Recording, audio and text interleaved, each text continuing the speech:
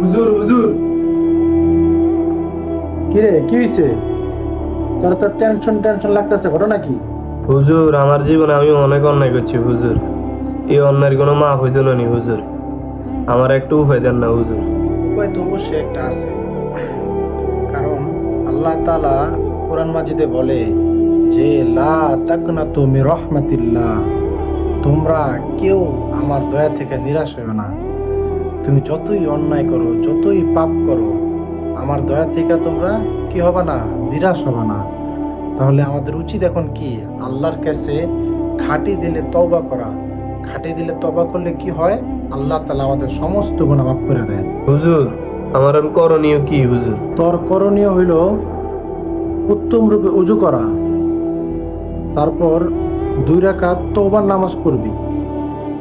নামাজ পড়ার পর আল্লাহর কাছে খাঁটি দিলে কান্নাকাটি করবি, খাঁটি দিলে তওবা করবি যে আল্লাহ, আমি তো অনেক গুনাহ করছি, আপনি দয়া করে আবার মাফ করে দেন। ইনশাআল্লাহ আল্লাহ তোরে মাফ করে দেব, ইনশাআল্লাহ। আচ্ছা হুজুর, ঠিক আছে, তাহলে আমি এখন যাই কেন? আপনি আমার লাগে দোয়া করেন।